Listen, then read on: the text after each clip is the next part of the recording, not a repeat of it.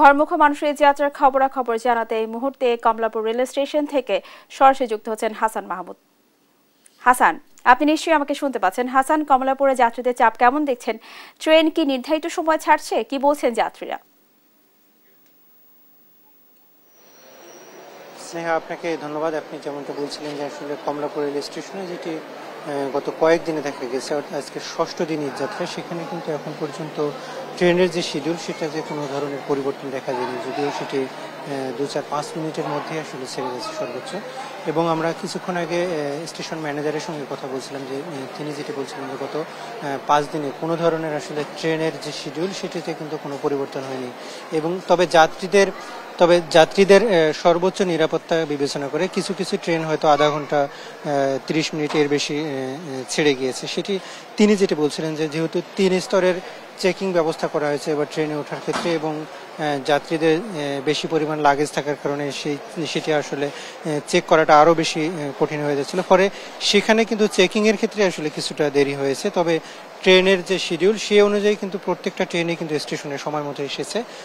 কিছু কিছু ক্ষেত্রে আসলে যাত্রীদের নিরাপত্তার খাতিরে কিছু কিছু সময়টা বিপর্যয় হয়েছে। তবে এখন পর্যন্ত সব ট্রেনই কিন্তু সময় মতো ছেড়ে গিয়েছে। অন্যান্য বছরের তুলনায় এবার কিন্তু ট্রেন যাত্রা নিয়ে সাধারণ মানুষের যে ভোগান্তি সেটি কিন্তু অনেকটা নেই বললে চলে, এবং সাধারণ মানুষ অনেকটা স্বস্তির সঙ্গে আসলে ট্রেন স্টেশনে আসছেন এবং প্রত্যেকেই তার আসলে গন্তব্যে যাওয়ার জন্য যে সিট সেটি কিন্তু পাচ্ছেন। অন্যান্য বছরগুলোতে আমরা যেটি দেখেছিলাম যে অনেকেই ট্রেনের টিকিট কাটার পরেও আসলে ট্রেনে উঠতে পারেন না, কিন্তু এবার কিন্তু সেরকমটা কোনো রকম দেখা যাচ্ছে না। যদিও আজকে জানেন আজকে বিকেলের দিকে গার্মেন্ট ছুটি হবে, সেক্ষেত্রে কিছু কিছু জায়গায় হয়তো মানুষের চাপটা বেশি হতে পারে। তবে সেটির জন্য কিন্তু স্টেশন ম্যানেজার যেটি বলছিলেন যে তাদের নিরাপত্তার যথেষ্ট ব্যবস্থা রয়েছে।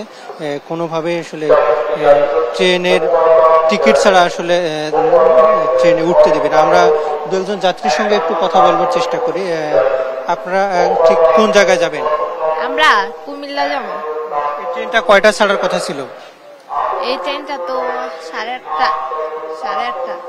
অন্যান্য বছরের তুলনায় যদি এবার ঈদ যাত্রা বিবেচনা করেন তাহলে কেমন মনে হচ্ছে?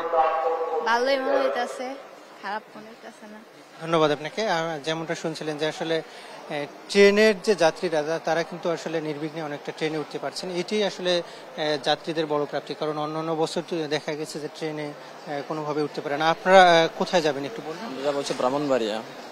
এই যে ট্রেনের এবারের যাত্রাটা সেটা কেমন মনে হচ্ছে আপনাদের? এবারের যাত্রাটা অনেক ভালো, কারণ ট্রেনের ভিতরে কোনো যানজট দেখতেছি না, প্রায় মানুষও এরকম নাই। প্রায় ওইখানে যেখানে টিকিট দিতেছে ওইখানে অনেক সুন্দরভাবে দিতেছে, সারিবদ্ধভাবে দিতেছে।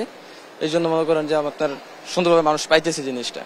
আর একটা জিনিস হচ্ছে ওইখানে যারা টিকিট বিক্রি করতেছে এরা পুরো মানে 2 নাম্বারই করতেছে। ডাইরেক্ট একটা সিট নিতে হলে 4টা টিকিট কাটতে হয়, একটা সিটে 4টা টিকিট। আমি 3টা সিট কাটছি, আমার 6টা টিকিট কাটা লাগছে। ওইখানে যদি একটু ঠিকঠাক করে তাহলে মানুষ সুস্থভাবে যাইতে পারবে, তাহলে মানুষ সুস্থভাবে যার পরিচিতি না এই জায়গাটার ভিতরে। আপনাকে ধন্যবাদ। আপনি যেমনটা শুনছিলেন যে আসলে অন্যান্য বছরের তুলনায় এবার কিন্তু ঈদ যাত্রা অনেকটাই স্বস্তির, এবং সেটি কিন্তু সাধারণ মানুষের কথায় আমরা দেখতে পাচ্ছি। যদিও কিছু কিছু ছোটখাটো অভিযোগ যাত্রীদের রয়েছে, সেটির ব্যাপারে কিন্তু আইন শৃঙ্খলা রক্ষাকারী এবং রেলের প্রশাসন তারা কিন্তু সর্বোচ্চ সতর্ক রয়েছেন বলে আমাদেরকে জানিয়েছেন। তো স্নেহা, এই ছিল আমার কাছে এখান থেকে সবশেষ পরিস্থিতি। হাসান, আপনাকে ধন্যবাদ। দর্শক, এই যাত্রার খবরাখবর জানাতে সদরঘাট থেকে যুক্ত হচ্ছেন আমাদের সহকর্মী মাঝহারুল ইসলাম। মাঝহার, আপনি নিশ্চয়ই আমাকে শুনতে পাচ্ছেন। মাঝহার, সদরঘাটে ঘরমুখো মানুষের ভিড় কেমন দেখছেন? নতুন করে কোনো ভোগান্তির খবর বা তথ্য রয়েছে কিনা? যাত্রীরা কি বলছেন, বিস্তারিত জানাবেন। হ্যাঁ, আপনাকে ধন্যবাদ। আপনি যেমনটা বলছিলেন যে আমি এই মুহূর্তে আছি হচ্ছে রাজধানীর সদরঘাট লঞ্চ টার্মিনালে। আপনি জানেন যে ঈদ উল ফিতরের মাত্র 2 দিন আছে। 2 দিন পূর্বেই কিন্তু অর্থাৎ গত কয়েকদিনে লঞ্চ এই জায়গায় ভিড় একটু কম থাকলো, আজকে সকাল থেকে কিন্তু ভিড় বেড়েছে এবং ঘরমুখী মানুষের ভিড় কিন্তু ইতিমধ্যে বেড়েছে। আমরা লঞ্চ কর্তৃপক্ষের সাথে কথা বলেছিলাম, তার যাত্রী আগের তুলনায় বেড়েছে কিনা। তারা যেটি আমাদেরকে জানিয়েছে গত 2 দিন যাত্রী কম থাকলেও আজকে কিন্তু যাত্রী বেড়েছে এবং সকাল 6টায় প্রথম লঞ্চটি ছেড়ে যায় মূলত ভোলার উদ্দেশ্যে। আপনি জানেন যে দক্ষিণবঙ্গগামী লঞ্চগুলো মূলত এই দিক থেকে বেশি দিকে যায়। আমরা যদি একটু মানুষ যারা বাড়ি যাচ্ছে তাদের অনুভূতিটা একটু জানি যে ভাই আপনি কোথায় যাবেন? আমি বেতুয়া চরপেশন বেতুয়া যাবো। কেমন লাগতেছে? অনেক ভালো লাগতেছে, একটু নিরিবিলি ঠান্ডা। আপনি একটু বলবেন যে বাড়ি যাওয়ার অনুভূতি? বলেন। বা ঈদে বাড়ি যাবো, বাপ মার সাথে একসাথে আনন্দ করবো, ফুর্তি করবো, বন্ধু বান্ধবের সাথে ঘোরাফেরা করবো। ঈদের উপলক্ষে যাইতেছি, বাড়িতে আনন্দ লাগবে। আপনি যেমনটা শুনছিলেন যে ঈদে ঘরমুখ মানুষের যে পরিবার পরিজনের সাথে ঈদ করার যে আনন্দ, সে আনন্দ ভাগাভাগি করার জন্য মূলত তারা ঢাকা থেকে গ্রামমুখী হচ্ছেন।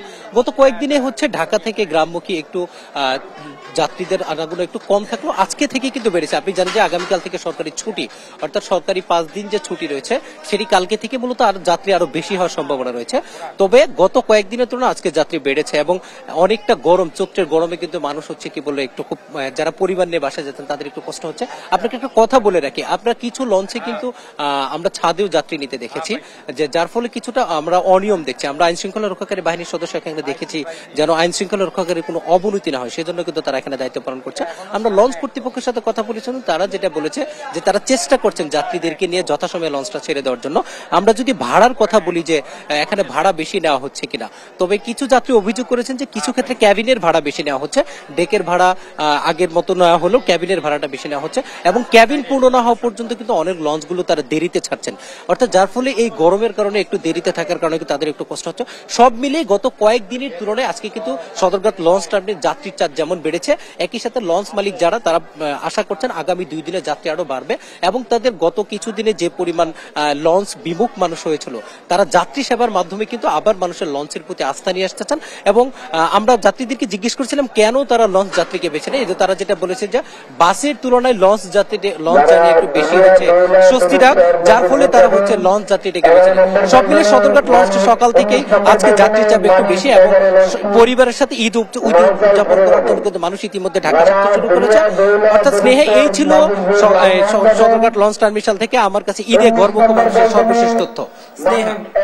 মাঝে আপনাকে ধন্যবাদ। দর্শক, শুনছিলাম সদরঘাট থেকে এই যাত্রার খবরাখবর।